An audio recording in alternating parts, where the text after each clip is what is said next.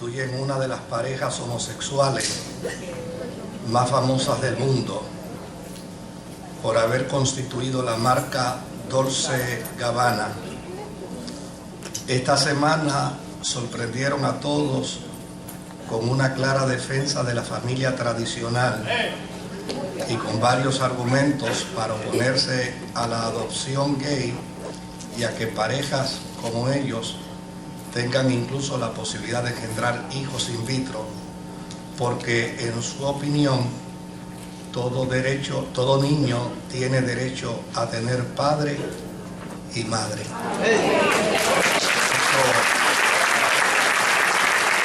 Obviamente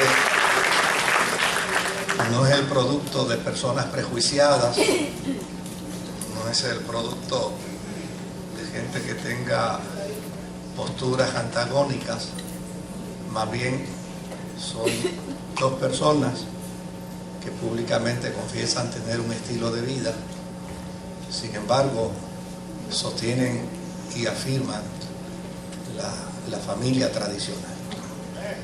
Y me parece que esto es necesario que nosotros lo sigamos teniendo en mente. Yo quisiera en esta mañana compartir con ustedes una porción de las Sagradas Escrituras. La misma aparece en Primera de Pedro, capítulo 1, verso 13 al 16. Y voy a pedirle excusa a Junior allá por no haberle hecho llegar las citas bíblicas. Primera de Pedro, capítulo 1, del 13 al 16. Y dice la palabra del Señor, a la gloria del Dios que es Padre, Hijo y Espíritu Santo. Amén.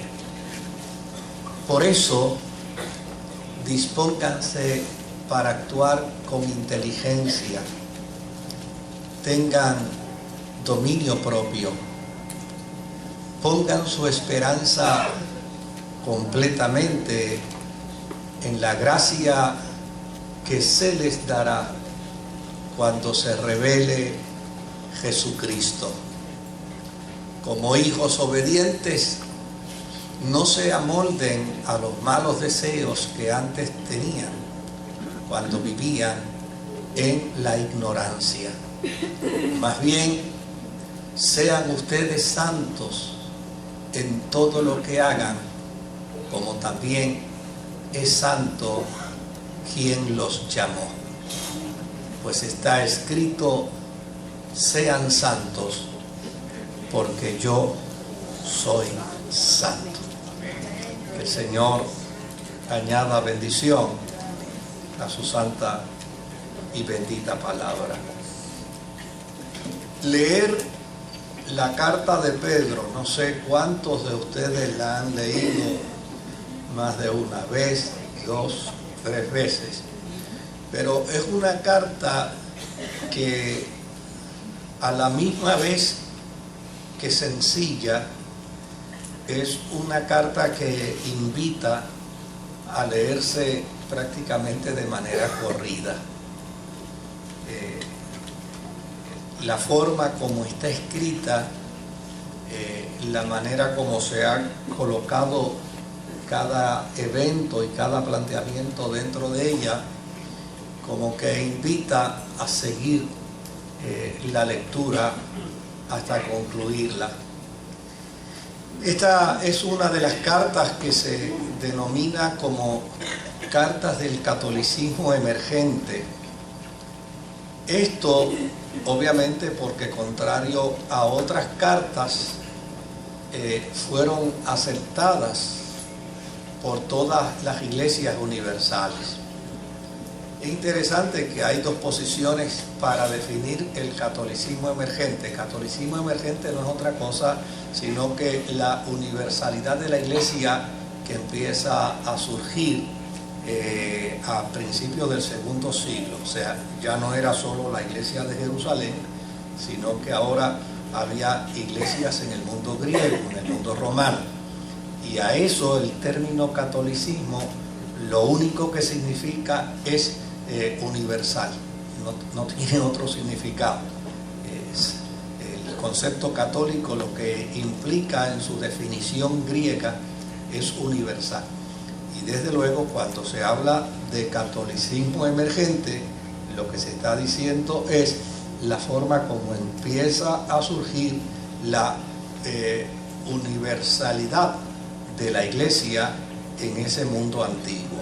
Es todo lo que eso quiere decir, y es bueno poderlo clarificar para que nadie me acuse de ecuménico. ¿Verdad? Eso es todo lo que quiere decir la expresión. Ahora, hay dos formas de plantearse el elemento del catolicismo emergente, y es que algunos dicen que las cartas, el criterio que se utilizó para el catolicismo emergente o para definir iglesias del catolicismo emergente eran las iglesias del segundo siglo. Y desde luego hay algunos teólogos que dicen no, ese no es el único criterio, porque en el segundo siglo se escribió cartas donde estaban incluidas tanto iglesias de Jerusalén como iglesias griegas, por lo tanto no se pueden definir de esa manera. Ahora, cuando sí se plantea que fueron aceptadas por todas las iglesias, lo que se quiere decir es que a la hora de mirar el canon bíblico, pues desde luego se descubrió que había cartas que no la tenían todas las iglesias y había cartas que las tenían todas las iglesias. Y desde luego, pues algunos teólogos dicen que esas iglesias, esas cartas que todas las iglesias tenían, entonces se les denominó cartas del catolicismo emergente. Esto es el resultado del pensamiento y de la discusión de los teólogos. A lo mejor dentro de 2 o 3 años la cosa cambia y dicen otra cosa, pero eso es lo que hasta el momento se plantea. Ahora, cuando esta carta se escribe, hay una nota que es muy particular dentro de ella, y es que cuando esta carta de Pedro se escribe, la iglesia se está iniciando en la persecución. Es decir, la iglesia ha comenzado a ser víctima de la persecución. En el siglo I, la persecución de la iglesia era nada más que de los judíos. El judaísmo era quien único perseguía a la iglesia. De hecho, las historias que encontramos del primer siglo de la iglesia, vemos al imperio romano defendiendo a la iglesia. Pablo inclusive en un momento dado apeló a Roma porque sabía que Roma lo podía defender versus los judíos que estaban locos por liquidar. Y de hecho, cuando uno mira una de las cartas de Pablo, dice: toda alma se someta a las autoridades superiores, porque no hay autoridad que no sea de Dios. Desde luego es que Pablo entiende que en ese momento el imperio romano está fungiendo precisamente para proteger la vida de la iglesia y de las misiones de la iglesia en el mundo griego. Más tarde no fue así, y no fue así como resultado de la pretensión de algunos emperadores de exigir y requerir adoración, es decir, que se les permitiera a ellos ser considerados como dioses. Y esto era algo que la iglesia no estaba bajo ninguna circunstancia dispuesta a negociar. Hay cosas que la iglesia puede negociar, y hay cosas que la iglesia puede entender, y hay cosas que la iglesia puede aceptar. Hay otras que bajo ninguna circunstancia la iglesia las va a aceptar, las va a entender y las va a negociar. Y cuando estas situaciones llegan a la vida de la iglesia, obviamente el cristiano tiene que escoger: o abdica de su fe, o llana y sencillamente está dispuesto a sufrir por la causa de Jesucristo lo que tenga que sufrir. La iglesia primitiva prefería sufrir por la causa de la fe.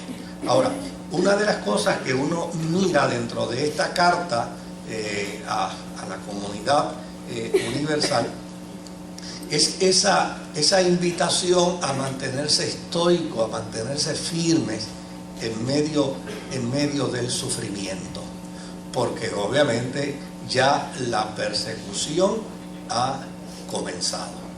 Pero sin embargo, el autor de la carta, que en unas ocasiones se ha dicho que es Pedro y en otras ocasiones se ha dicho que no, pues el autor de la carta plantea una serie de consejos a la vida de la iglesia, porque en los momentos de crisis la iglesia no puede perder su temple, la iglesia no puede perder su estamina emocional. En los momentos de crisis la iglesia no puede caer víctima del pánico. Y estos son procesos de autodisciplina. Y en este contexto son procesos de autodisciplina cristiana. Yo fui pastor en mi inicio a los casi 20 años que estaba cumpliendo, de una pequeña iglesia donde estaban cantando un corito de batalla, que cualquiera que escuchaba aquel corito decía, wow, esta gente están bien entregados. Pero frente a la iglesia había un poste que tenía unos transformadores, y un carro vino y chocó el poste, y desde luego pues aquello empezó a crear unas explosiones y unos destellos de luz extraordinarios. Inclusive yo tuve que salir corriendo para aguantar a algunos hermanos, porque era un segundo piso, había un balcón y algunos se querían tirar por ahí. Y yo decía, pero si ustedes estaban ahorita cantando un coro de batalla y ahora de momento han caído presos de esta histeria, que lo que requiere es quietud. Los momentos de crisis, muchas veces, claro, hay momentos de crisis que tal vez necesitamos accionar inmediatamente, pero en los momentos de crisis también hace falta tener quietud, tener templanza, tener sosiego, mirar hacia dónde vamos, qué cosas vamos a hacer, cómo las vamos a realizar, cómo vamos a llevar a cabo las cosas que necesitamos hacer para manejar la crisis de momento. Y desde luego el autor de esta carta, consciente de que hay persecución, consciente de que hay un momento difícil para la vida de la iglesia, les invita a considerar 5 consejos para la vida cristiana. Desde luego que hay persecución, y eso demarca que si hay persecución hay que cuidarse, hay que estar precavido, hay que saber hacia dónde vamos, hay que saber qué cosas decimos, pero Pablo, el autor de la carta, está más interesado en plantear 5 consejos para la vida cristiana. Y desde luego, cuando la fe cristiana, esto es importante que lo entendamos, cuando la fe cristiana nos provee consejos para la vida, adviene como resultado de la realidad de nuestra humanidad. ¿Por qué la Biblia está tan llena de consejos? Pues la Biblia está llena de consejos porque Dios sabe que nosotros somos ¿qué? Humanos. Somos humanos. Y desde luego, si nosotros fuésemos ángeles o arcángeles o serafines, tal vez no nos tendrían que dar tantos consejos.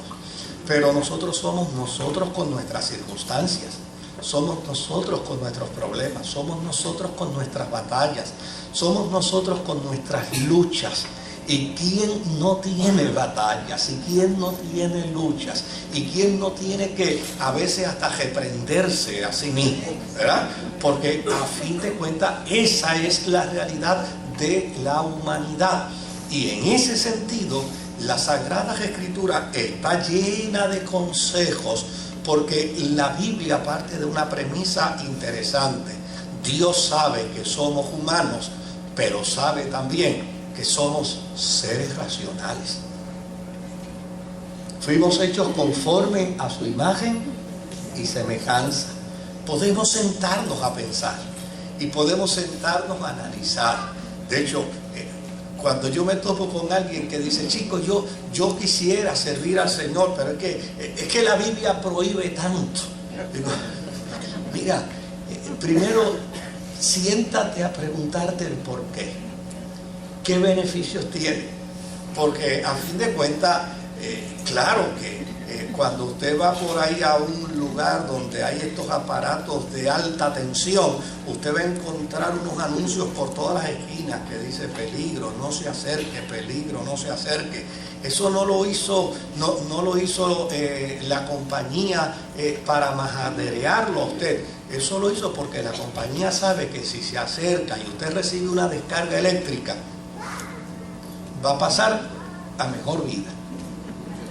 Entonces, esa razón de esos planteamientos tienen un propósito. Entonces, la gente muchas veces va a la Escritura y dice, wow, pero que muchas cosas prohíbe la Biblia, que muchas cosas prohíbe el Evangelio. Y pregúntate por qué. ¿Qué beneficios hay de esa prohibición?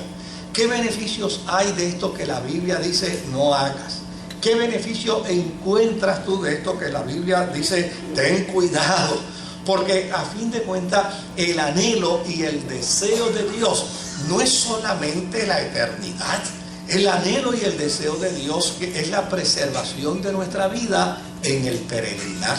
Oiga, no hay nada mejor en la vida que vivir bien y que vivir mejor.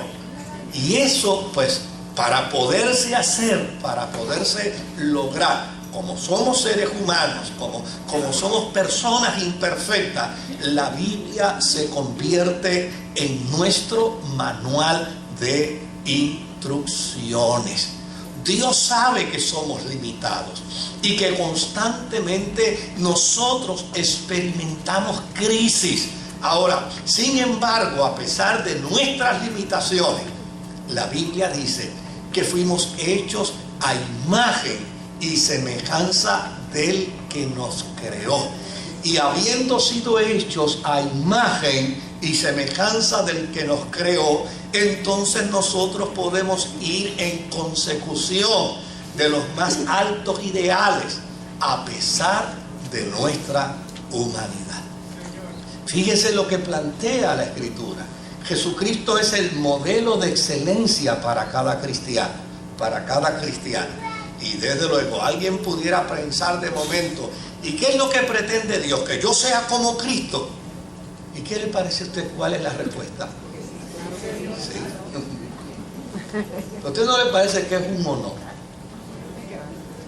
¿No le parece a usted que es un privilegio? Que la pretensión de Dios es un honor y es un privilegio. ¿Sabe por qué? Porque esto lo que quiere decir es que Dios no nos subestima. Es que Dios entiende y sabe que en nosotros hay capacidad para poder crecer, para poder desarrollarnos, para poder hacer introvisión, para poder tomar decisiones en la vida. Yo creo que cuando a alguien se le exige, yo me he topado con personas que hablándome sobre el campo donde trabajan, donde laboran, le dicen, mira, yo le exijo a algunas personas porque yo sé que pueden dar más, ¿verdad? Y a quien puede dar más, se le debe exigir ¿qué? Más. Pues entonces no hay que considerarlo como una carga. Cuando Pablo dice, sean imitadores de mí como yo lo soy de Cristo, Pablo no está en una postura de arrogancia ni de soberbia. Pablo lo que está diciendo es, mira, si yo lo hice, ustedes también pueden hacerlo. Si yo lo he logrado, ustedes también pueden lograrlo. ¿Quiere decir esto, Pablo, que con ellos se hace mejor que nosotros? No es cierto, porque Pablo mismo admite y dice que de todos los pecadores, ¿él es quién? Él es el primero. O sea, Pablo está hablando de sus debilidades, Pablo está hablando de su flaqueza, Pablo está hablando de su inconsistencia. Pablo presenta bien claras sus cartas, las pone bien claras sobre la mesa, pero por el otro lado dice, tengo unas facultades como humano que Dios me ha concedido que me permiten poder crecer, que me permiten poder desarrollarme, que me permiten poder cada día aumentar mi carácter conforme al propósito y a la voluntad de Dios. Por eso él se atreve a decir, yo prosigo al blanco. Fíjense que con antelación dice, no es que ya lo haya alcanzado, no es que lo haya logrado, no es que yo sea un santo, no es que yo sea un perfecto, sino más bien es que yo prosigo, ¿qué? Prosigo al blanco del soberano llamamiento que es Cristo Jesús. Fíjese, cuando uno empieza a mirar las Escrituras desde esa perspectiva y cuando uno empieza a mirar la palabra de Dios desde ese ángulo, uno se siente desafiado. Dice, oye, pues fíjate, yo pensaba que Dios caprichosamente estaba exigiéndome a mí cosas que yo no puedo lograr. No es que es caprichoso. Dios no es caprichoso con su creación. Lo que pasa es que Dios sabe que puedes hacerlo. Que puedes hacerlo. Oye, y si puedes hacerlo, sería una torpeza enorme que no lo intentemos. O sea, cuando alguien en la disciplina del deporte sabe que un deportista puede lograr más, claro que va a exigirle más, pero es porque puede lograr más. Cuando alguien en la disciplina de la educación se empeña con alguien porque cree que puede lograr más, claro que es porque puede lograr más y puede dar mucho más. Ahora, fíjese qué 5 pasos presenta el apóstol San Pedro dentro de esta carta. Él dice, número uno, seamos inteligentes. Seamos inteligentes. Por eso dispóngase a actuar ¿con qué? Con inteligencia. Si yo preguntara en esta mañana, ¿cuántos de los que aquí estamos somos inteligentes? Mira, todos somos inteligentes. Todos somos inteligentes. Qué interesante que dice, dispónganse a qué, a actuar. Porque a pesar de que todos somos inteligentes, ¿qué pasa a veces? No actuamos con inteligencia. Entonces, el requerimiento aquí, fíjese que no es un requerimiento más sano. Primero es que reconoce que todos somos inteligentes.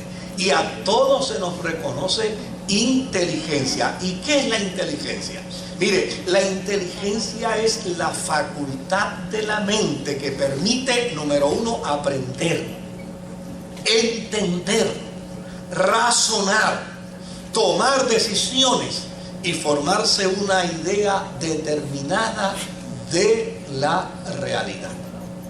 Cuando yo estaba buscando alguna definición corta que pudiera recoger lo que yo deseaba compartir, y me topé con esta, formarse una idea de la realidad, me acordé de todas las veces que yo he escuchado a alguien decirle a otro, ven acá, ¿y en qué planeta tú vives?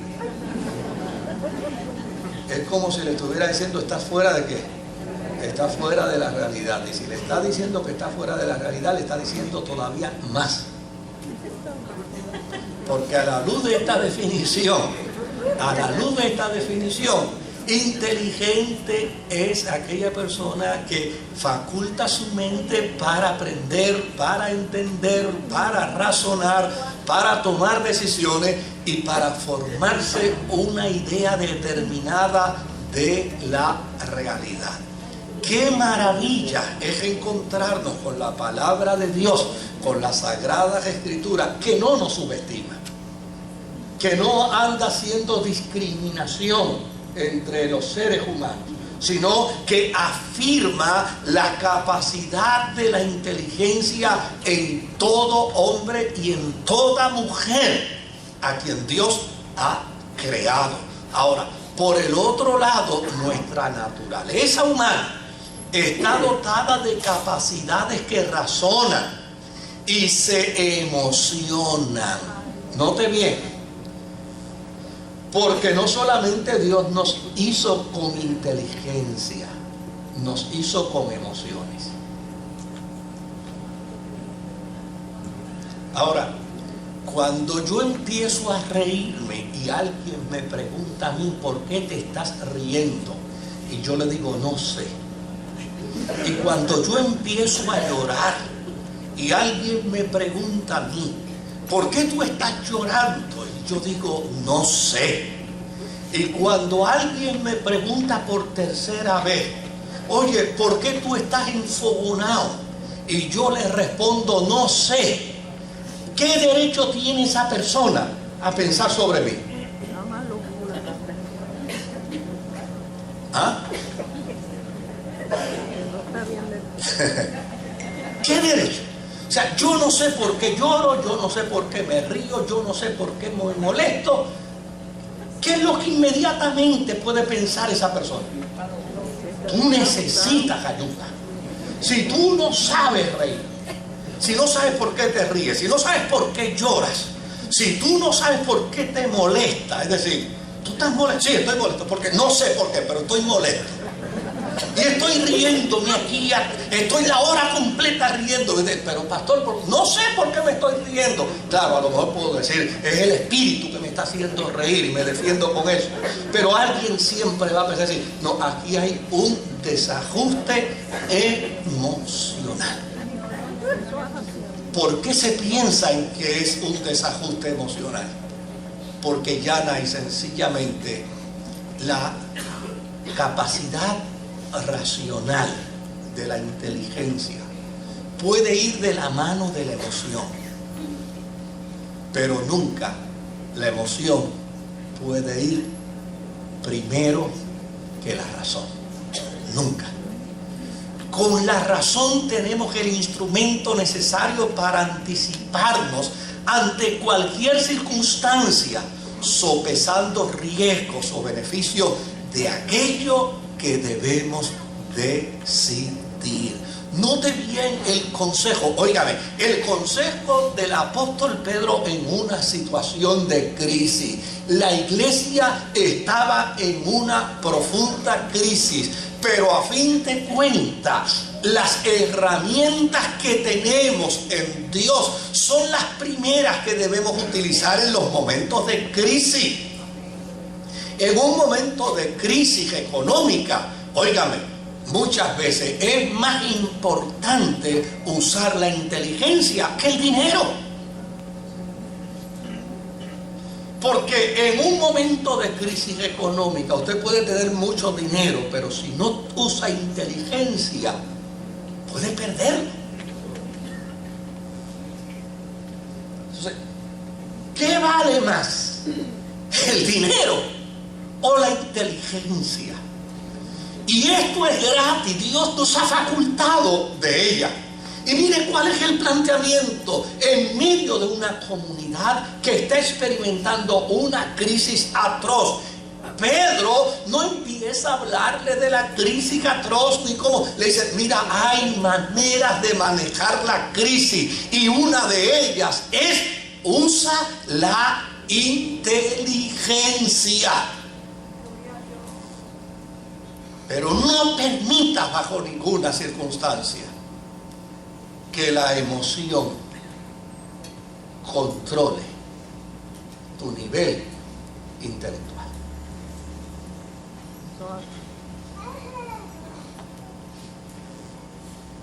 El segundo planteamiento que hace Pablo es: tengamos dominio propio.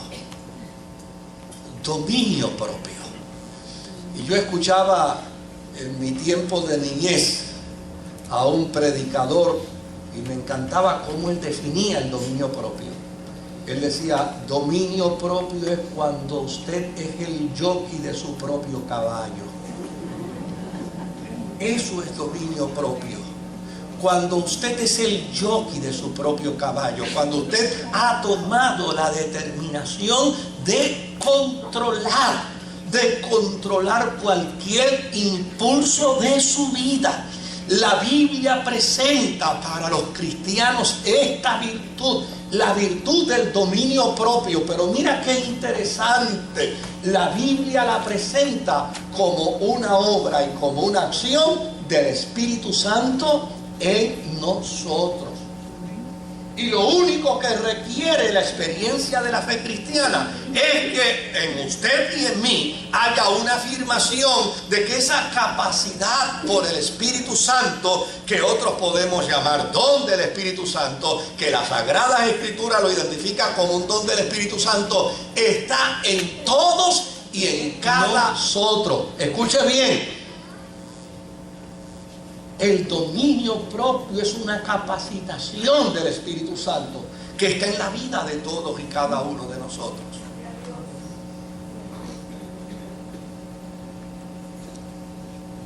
Si somos cristianos, lo poseemos. Lo que nosotros necesitamos es concienciarnos, entendiendo que está a nuestra disposición y entendiendo que estamos facultados para utilizarlo. El dominio propio es un regalo del Espíritu Santo a la vida de la iglesia, a la vida del creyente. Y no hay cosa que más satisface al que da un regalo, óigame, que ver a la persona inmediatamente que haciendo uso del regalo. Mira, a mí, hay hermanos que me han regalado una corbata y le digo, ¿vienes a la noche? Y me dice, sí, vengo. Ya verás, me la pongo porque yo sé que a esa persona le da, mira, se puso mi corbata. Se va a alegrar cuando usted le da un regalo a alguien que usted ama. Inmediatamente esa persona frente a usted abre el regalo y de inmediato comienza a darle uso al regalo. Lo que produce en usted como el otorgante es una gran satisfacción, es una gran alegría. Note bien, el Espíritu Santo nos ha dado el regalo del dominio propio. Yo no sé cuántos años hace que se lo dio y todavía usted no lo ha usado. O en su defecto todavía lo está pidiendo, o en su defecto todavía se lo está solicitando, o en su defecto todavía le está diciendo a Dios como esta nueva tendencia de los niños hoy, que parece que han dado algún curso en una escuela y le han dicho, lo que tú tienes que hacer es seguir insistiendo, insiste nene, insiste, que lo logra. Yo a veces pienso que es que ellos se reúnen en grupos en las escuelas y se preguntan ¿y cómo está funcionando? Muchachos, tú insiste y ya tú verás que tú lo logras.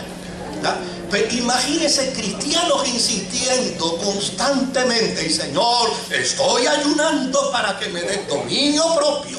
Y estoy orando para que me dé dominio propio. Y estoy gritando y me estoy vistiendo de silicio y me estoy tirando al suelo y te estoy invocando que me des dominio propio. Y el Señor diciendo, chico, ya te lo dije. Ya lo tienes. No has abierto el paquete todavía. No has comenzado a utilizarlo. Ahora, ¿cree usted que es necesario para la vida cristiana el dominio propio? ¿Sabe cuánto daño hacemos como resultado de la incapacidad del dominio propio? Todavía yo no salgo de mi asombro, de aquella historia que en la década del 80 leí de un padre que se suicidó. ¿Y por qué se suicida aquel padre?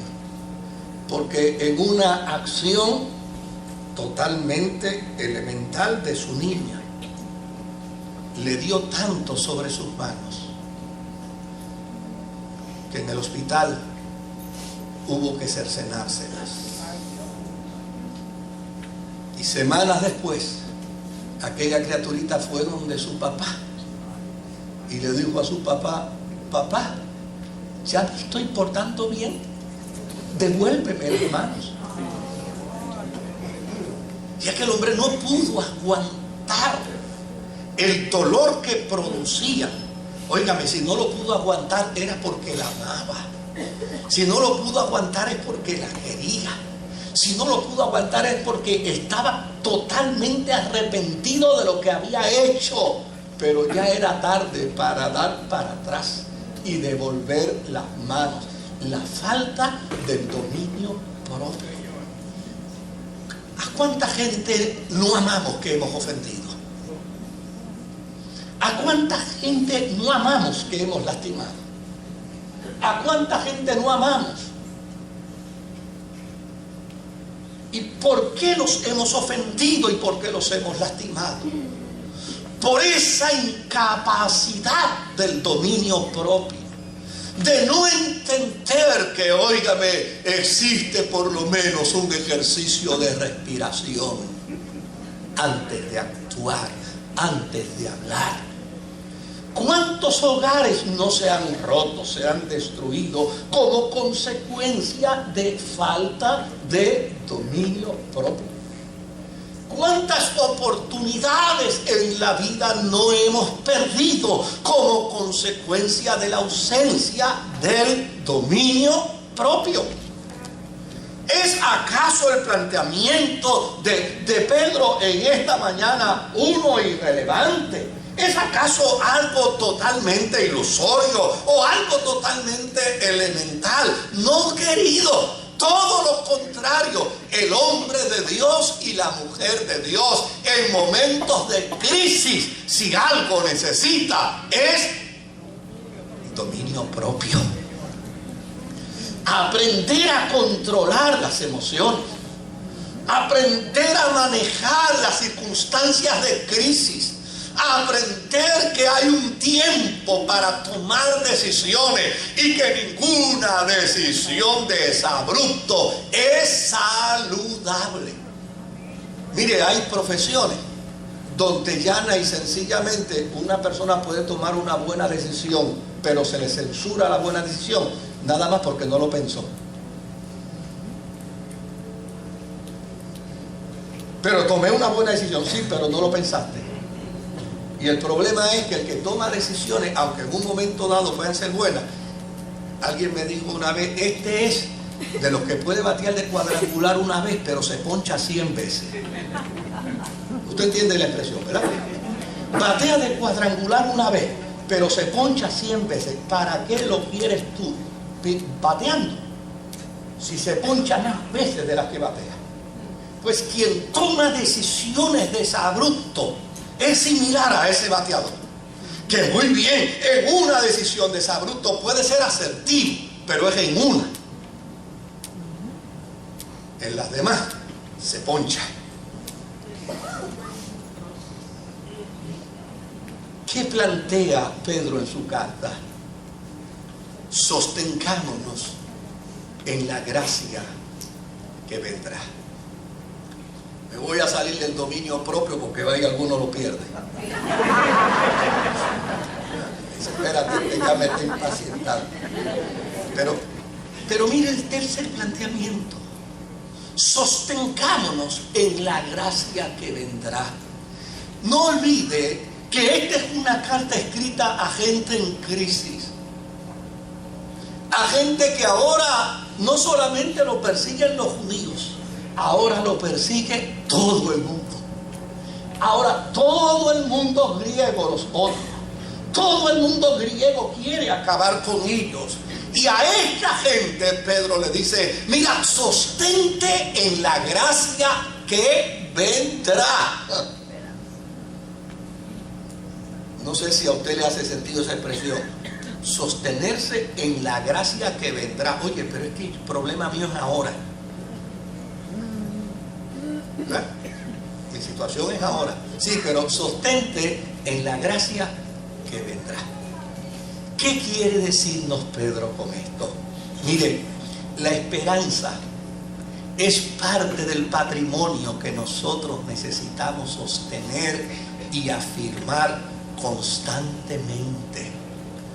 Pues aunque no siempre obtendremos lo que deseamos, lo que anhelamos, Dios siempre va a proveer a nuestra vida lo que necesitamos. necesitemos.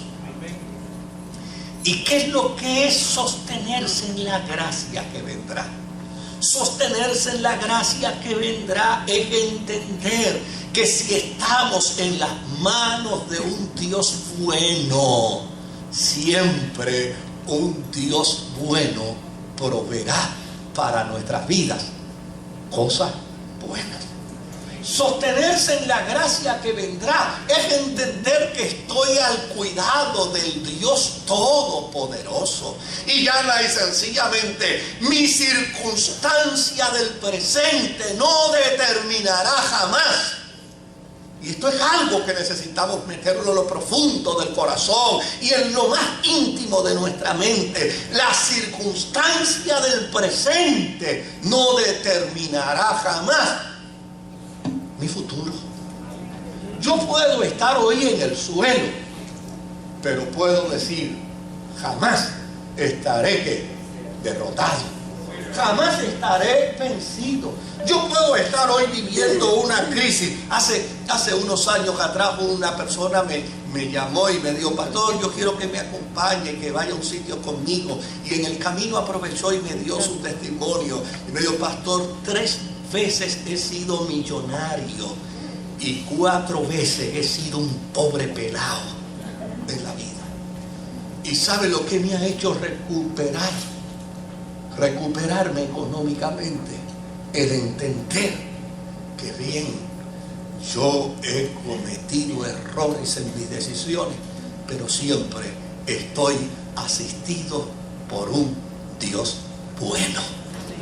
Un Dios que me permite, después que me he levantado y he sufrido la caída, me permite reflexionar para ver dónde cometí el error, dónde cometí la falla, dónde fue que desatiné, qué cosas fue las que hice mal. Y entonces me permite de nuevo comenzar a reenfocarme.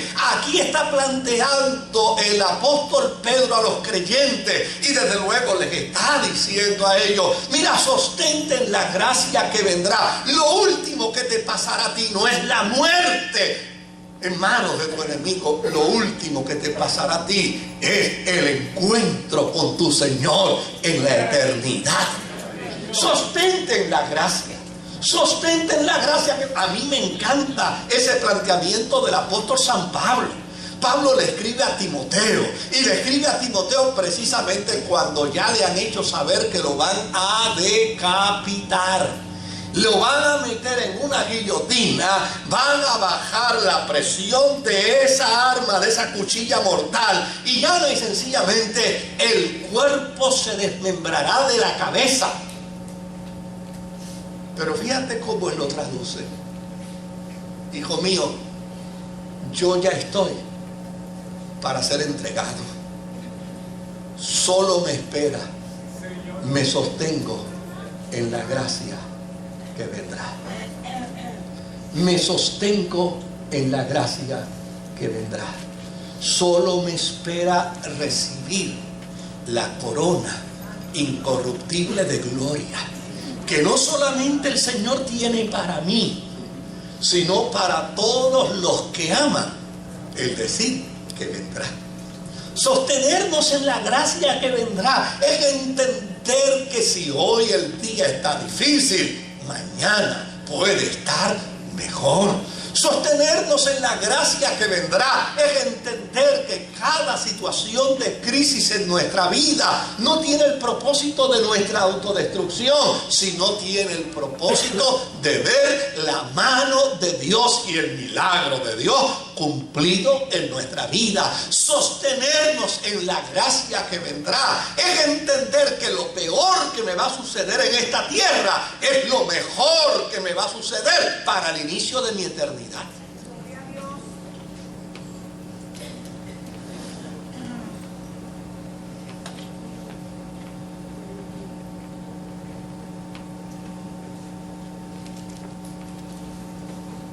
A una iglesia en crisis, a un creyente en crisis, se le debe compartir esto. Se le debe compartir esta escritura. Se le debe plantear esta enseñanza. A una comunidad en crisis se le debe hacer saber que la esperanza no avergüenza. La esperanza no avergüenza. Tengo un amigo que corría por las calles de Cataño, en el caserío Juan Amato, descalzo, con un pantalón corto, remendado y sin camisa, y se pasaba todo el día corriendo por el caserío de esa forma. Pero vaya a escucharlo quien le preguntara: ¿y qué tú vas a hacer cuando seas grande? Y él, sin ningún tipo de temor y sin ningún titubeo, decía: voy a ser médico. Médico. Y lo que miraban era un muchacho descalzo, con pantalones cortos remendados y sin camisa, corriendo todo el día por el caserío. Vaya a verlo hoy. Señor. Vaya a verlo hoy. El médico. Sostenerse en la gracia. En la gracia que vendrá es mucho más firme que eso. Sostenernos en la gracia que vendrá es afirmar que le creemos a Jesucristo. Es afirmar que le creemos a la palabra de Dios. Es afirmar que no tenemos duda, ni un céntimo de duda, que el peor día que pase sobre esta tierra no guardará comparación jamás con el bendito día cuando esté ante la presencia del Señor. El cuarto planteamiento que le hace Pedro a los creyentes en crisis es: no nos amoldemos a los malos e ignorantes deseos. La consigna diaria de cada hombre, de cada mujer que sirve al Señor, debe estar perfectamente clara en nosotros.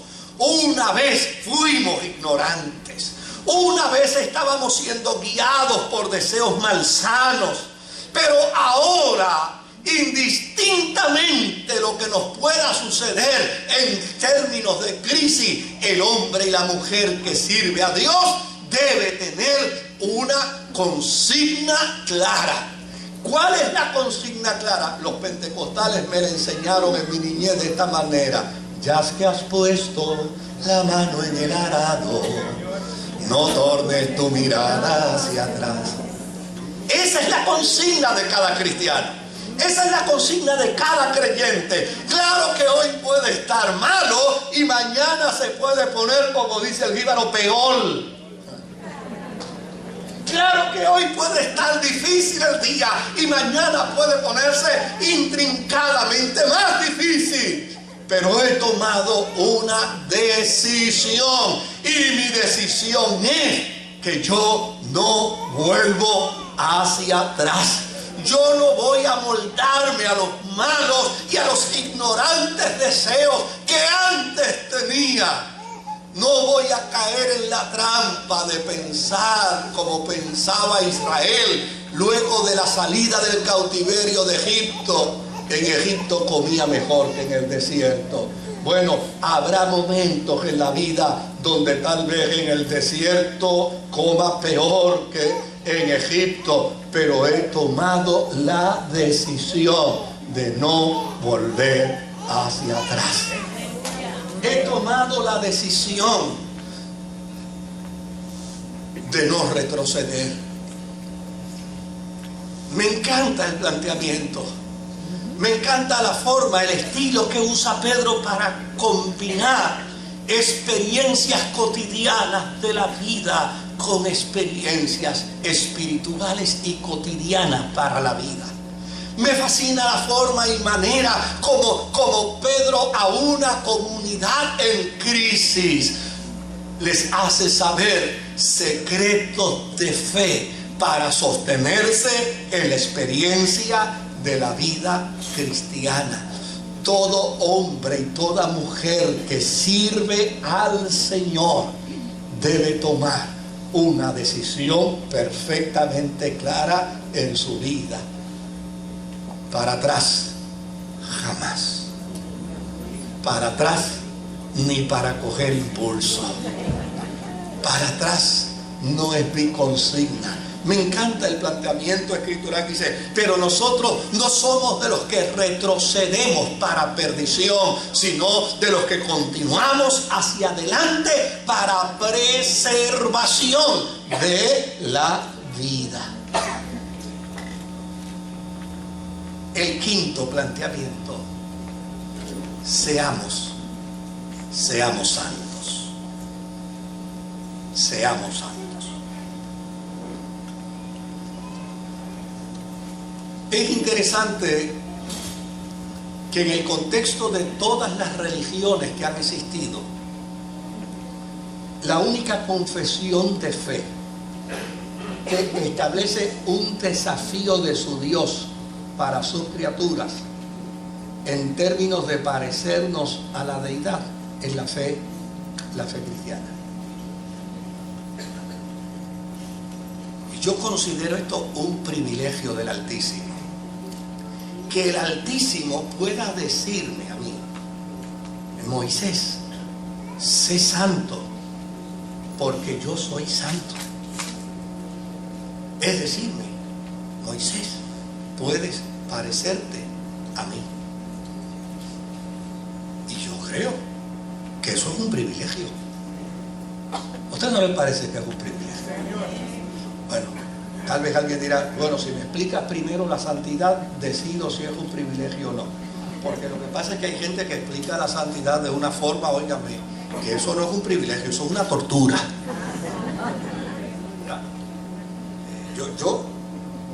Mire, se lo voy a decir con claridad.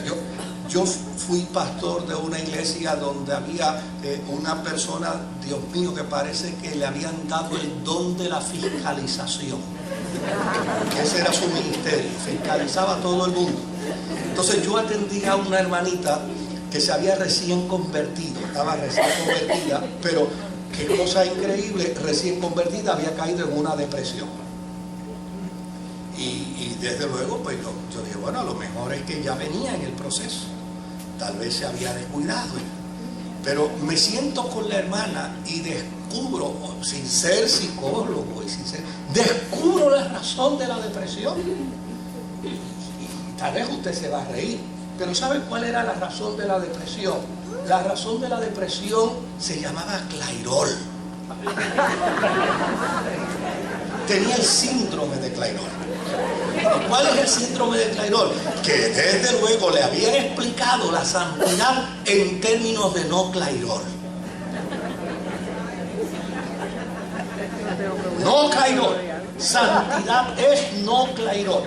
Y desde luego para algunos tal vez eso no es ningún dolor, no es ninguna angustia, no es ningún problema, pero para otros sí. Y cuando yo me siento con ellos, ven acá, pero ¿qué es lo que te sucede? Me dice, pastor, es que toda mi vida yo me he pintado el pelo, toda mi vida. Y mire, yo amo al Señor y yo amo la conversión, pero es que yo me estoy mirando en el espejo y yo me estoy viendo, mire todo, mire tú. Digo, acá no ve mucho. Tal vez vea más canas que pelo. Y mire, y esto a mí me está haciendo un daño emocional terrible. Pues, muchacha, pero eso se resuelve, pero rápido. Es más, si yo te digo cómo lo resuelve y si no tienes para adquirirlo, yo te lo pago. Y me miró como, pero sí, no hay ningún problema, yo te lo pago. No, pastor, no, yo no voy a permitir. Yo lo que necesito es el permiso, la autorización. Muchacha, corre y vea dónde tú vas. Y al otro día, oiga, ¿qué me digo? Los especialistas de la conducta humana saben que no van a estar recetando la Clairol a todo el mundo. Pero aquello fue una medicina perfecta. Óigame, un par de días ya llegó a la iglesia y estaba perfecta. Contenta, alegre, llegó con su pandereta y empezó, y desde luego llegó la fiscal. El pastor se fijó en la hermana fulana. Digo, sí, me he fijado. ¿Pero se ha fijado bien? Sí, me estoy fijando bien. pero usted la está mirando bien. Bueno, la estoy mirando bien, pero ya la vi. Me dice, pero ¿qué usted la encuentra diferente? Que está alegre, que está contenta. No, pero mírela bien físicamente, pero que se está sonriendo. Y yo decía, esta fiscal lo que quiere es que yo dicte la palabra de sentencia. Me dice, pero usted no, mira, no la puedo seguir mirando porque va y me enamoro de ella, así que ya está bueno, no la voy a seguir mirando más, déjame quieto. Pues llamo a mi esposa y se lo digo. Me dice, no, lo que yo quiero es que usted vea que se pintó el pelo. Pues eso es precisamente lo que a ti ni a mí nos interesa. Pues claro, hay gente que esa santidad no la quiere, pero esa no es la santidad de la Escritura. Esa no es la santidad de la palabra de Dios. Cuando Dios dice sean santos, a nuestro Padre Celestial le encanta que nos parezcamos a Él. Su santidad no es el resultado de cosas externas, porque a fin de cuentas Dios no las usa. Porque en el cielo no existe. La santidad de Dios tiene que ver más con la integridad del ser. Cuando la Biblia dice sean santos como vuestro Padre Celestial es santo, lo que está diciendo es aprende a ser íntegro como tu Dios es íntegro. Óigame, un problema de descolorización del cabello se resuelve fácil, pero un proceso de integridad a tiempo. Un proceso de integridad para con Dios. Aprender a decirle la verdad a Dios cuesta trabajo. Aprender a decirle la verdad a Dios toma tiempo. Aprenderle a decir a Dios lo que está dentro del corazón, óigame, tal vez puede ser lo más sencillo, pero la soberbia, la arrogancia, el orgullo religioso muchas veces no nos lo permite. Por el contrario, muchas veces vamos donde Dios a decirle lo que no es verdad de nosotros. ¿Qué es santidad? Es aprender a ser íntegro. Es aprender a decirle la verdad a Dios de nuestra vida, linda y lironda. Monda y lironda, ahora sí está bien. Esa es la verdadera santidad. La verdadera santidad es cuando yo entiendo que ¿qué yo le puedo esconder a Dios? Dígame usted, ¿qué yo le puedo esconder a Dios? Nada. Y entonces, ¿para qué esconderlo? Qué ridículo me veo yo escondiéndole a Dios algo de mí, o dándole a Dios una excusa de mí, o culpando a los que están en mi entorno sobre mi conducta.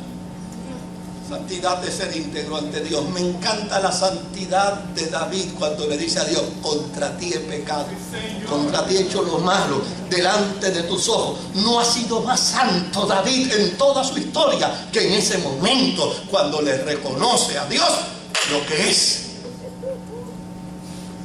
Santidad de ser íntegros con nosotros mismos. Es saber realmente qué doy y cuánto doy, sin presumir, sin hacer alardes, sin pretender que otros se sientan mal con lo que digo o alego ser. La integridad con nosotros mismos es sumamente necesaria, porque Pablo dice, cuando soy débil, entonces soy ¿qué? Oigan, ustedes saben eso. Yo creía que eso era una revelación nada más que para mí. Cuando yo soy íntegro, yo reconozco la realidad de mi naturaleza humana, entonces es que soy fuerte, porque ahora digo, yo no me puedo meter ahí porque ese lugar me puede hacer daño. Yo no puedo participar en tal cosa porque eso me puede hacer daño. Yo no puedo entrar en este tipo de conversación porque me puede hacer daño. Es decir, cuando reconozco las áreas de mi debilidad, es cuando más fuerte soy. Santidad es ser íntegros con nuestros semejantes, con los que están en nuestro entorno, porque yo no puedo entender todavía la santidad de alguna gente que le dan cheques sin fondo a otros. Yo no puedo entender esa santidad. No puedo entender la santidad de alguien que se aprovecha de las circunstancias de crisis de otros. No puedo entender la santidad del oportunismo. No puedo entender la santidad que se aprovecha de los demás. Yo no puedo entender ese tipo de santidad. La santidad es integridad para con los seres humanos. Óigame, hay algo que nos puede acercar un poquito a la santidad, y es aquella expresión proverbial que dice: no le hagas a nadie lo que no te gusta que te hagas a ti. Eso es santidad. Santidad es llana y sencillamente vivir en una experiencia de armonía con todo lo que nos rodea. Es mediante estos 5 pasos que, aunque no podemos decir somos perfectos, sí podemos declarar vamos en dirección hacia la perfección. Y qué bueno es saber, queridos, que las Sagradas Escrituras orientando hasta lograrlo. Siempre hay que empezar por algo. A Jesús se le acercó un joven y le preguntó: ¿qué hay que hacer para heredar la vida eterna? Y desde luego Jesús le pregunta al joven: ¿sabe los mandamientos? Y él dice: desde chiquitito me lo sé todo. Dice: ok, pues entonces ahora hay que empezar por algo nuevo. ¿Y sabe con qué vas a empezar ahora? Vende todo lo que tienes y dáselo a los pobres. Siempre hay que empezar. Nunca hemos terminado, nunca hemos concluido, nunca podemos decir ya llegué al tope. No, siempre que llegamos a una meta de espiritualidad, necesitamos extender nuestra vista un poco más y descubrir que todavía nos falta seguir creciendo. Nos falta seguir alcanzando. Fui a acompañar a un amigo a visitar a un hombre al que yo no conocía, pero él quería que yo le conociera. Y llegué a la casa de este hombre y mi amigo me dice estas palabras. Me dice: pastor, este hombre sabe de la Biblia, que eso es una barbaridad lo que sabe de la Biblia. Y sabe lo que me dijo aquel hombre. Me dijo: pastor, no le haga caso, yo no sé mucho de la Biblia, eso no es verdad. Yo lo único que hago es que cada vez que leo algo en la Biblia, un consejo, lo practico. Que mucho sabe de la Biblia y de la vida. Sabe de la Biblia y de la espiritualidad. Yo me quedé asombrado. Yo dije: esto no se lo reveló carne ni sangre, esto tuvo que habérselo revelado el Señor. No, pastor, no es que yo sé mucho, es que cada vez que leo la Biblia, cuando la Biblia dice haz tal cosa, inmediatamente yo empiezo a aplicarlo. Ay, Dios mío, pues parece que en la Biblia de alguna gente no aparecen todas las cosas que usted lee en su Biblia. Porque mira que yo he leído en la Biblia muchas veces que no haga chisme.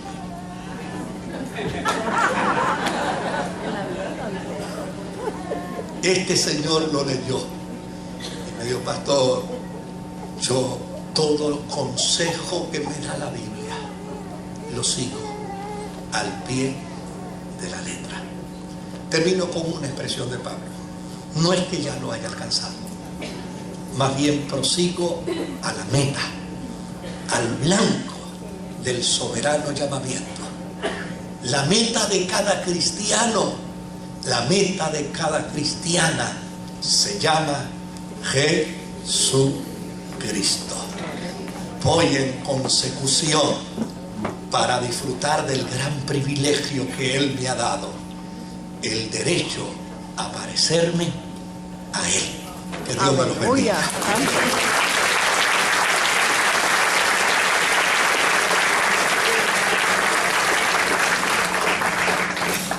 Inclina tu cabeza un momento, por favor.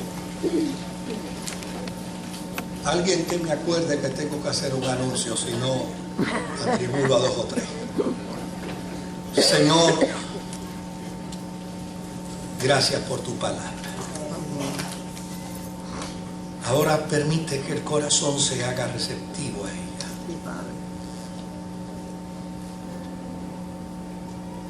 En el nombre de Jesús. Si hay entre nosotros alguien que desea reconciliar su vida con Dios, que desea reafirmar su fe en Jesús, que desea abrazarse a su Señor, si hay alguien. El Evangelio es para la gente que se mira y se reconoce. Necesito a Jesús. Si hay alguien, yo lo invito donde esté a que me levante su mano. Me encantaría poder orar a Dios por usted. Si hay alguien, esta es una buena oportunidad. Hay una mano levantada. Si hay alguien más que desea abrazarse a Jesús, a reconciliar su vida con el Señor, yo lo invito. Este es un buen momento para hacerlo. Si hay alguien más, hay otra mano levantada al final. Dios te bendiga. Hay otra mano al final levantada. Dios te bendiga. Sabes, necesitas a Jesús. Necesitas la Escritura para formar tu vida. El amigo que a la parte de atrás nos levantó su mano, si es tan amable y puede llegar hasta aquí, no tengan ningún temor. Yo nunca olvidaré aquella carpa que había frente a mi casa. Aquella carpa de aquellos evangélicos raros, porque eran raros. Ellos se le quedaban mirando a la gente y les decía a la gente: si Cristo no cambia tu vida, jamás podrás cambiar. Óigame, cada día me convenzo de ese planteamiento. Cada día me convenzo más. Si Cristo no cambia tu vida, no la cambiará una nueva esposa, no la cambiará un nuevo esposo, no lo cambiará un nuevo trabajo, no lo cambiará una nueva profesión, no lo cambiará un nuevo vicio.